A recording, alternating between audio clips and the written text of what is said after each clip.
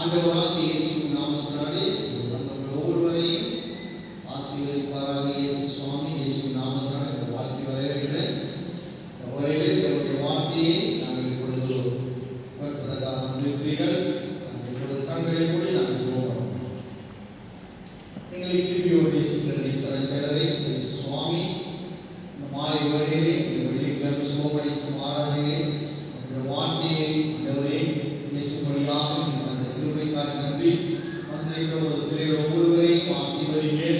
இந்த வார்த்தையை கேட்டு ஒரு வாழ்க்கையிலே ஒரு மாற்றத்தை காணவும், இதை கேட்கிறவருடைய வாழ்க்கையில் ஒரு புதிய மாற்றம் உண்டாகும்படியாகவும் ஆண்டவராகிய இயேசு கிறிஸ்து செய்வார். ஆண்டவரை என்னை மறைங்க, நீங்கள் வழிபடுங்க. உமக்கு நன்றி இயேசுவின் நாமத்தினாலே. ஆமென். அல்லேலூயா. இயேசு நல்லவராய் இருக்கிறார். ஆமென். நாங்கள் தேவனுடைய வார்த்தையை நாம் பார்க்க போகிறோம்.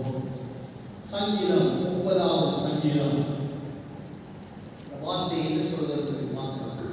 9வது சங்கீதம் பழைய ஏற்பாட்டிலே 675வது பக்கத்திலே வசனம் என்ன சொல்றது?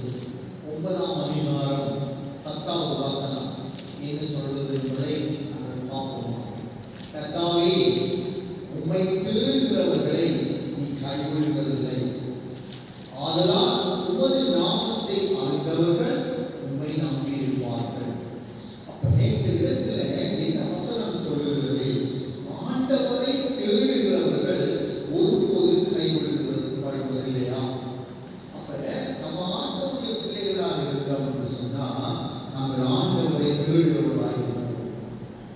நாங்கள் அதனால சொன்னேன், போன கிழமையிலே நாங்கள் ஒரு கிழமையாக உபவாசத்தோடு இருந்தோம். அந்த உபவாசத்திற்குரிய ஆசீர்வாதத்தை தேவன் நமக்கு தந்தார். நம்முடைய கண்ணால் பார்க்கக்கூடியதாக இருந்தது. அப்ப நம்முடைய வாழ்க்கையிலேயும் நம்முடைய தனிப்பட்ட வாழ்க்கையிலேயும் தேவனுடைய ஆசீர்வாதம், தேவனுடைய எந்த அளவுக்கு நாங்கள் தேடுகிறோம், அதுதான் நம்ம வாழ்க்கையில மிக முக்கியமானது. அதான் சொல்றேன், ஆண்டவர் சொல்றேன், நீங்கள் எங்கிலும் யோவான் 5ஆம் அதிகாரத்தில் அவருடைய வசனம் சொல்கிறது, நீங்கள் எங்கிலும் என் வார்த்தை உங்களிலும் நிலைத்திருந்தால் நீங்கள் கேட்டுக்கொள்வது எதுவும் அது உங்களுக்கு செய்யப்படும்.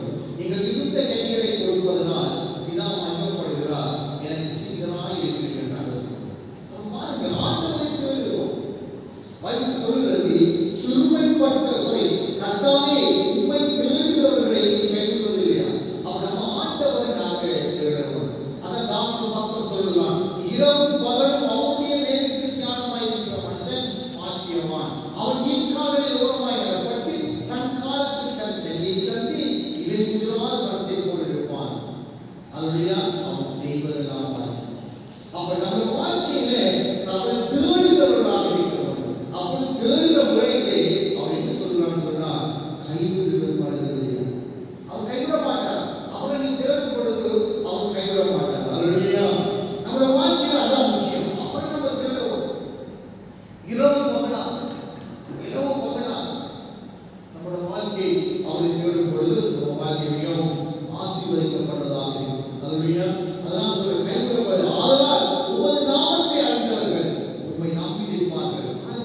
உமது நாமத்தை சங்கீதம் 91:14 சொல்கிறது, அவன் என்னுடைய நாமத்தை அறிந்திருக்கிறபடினால் அவனை உயர்ந்த அவன் என்னுடைய நாமத்தை அறிந்திருக்கிறபடினால் அவன் உயர்ந்த அழைக்கிறேன் என்று சொல்கிறார். அவன் நம்ம வாழ்க்கையில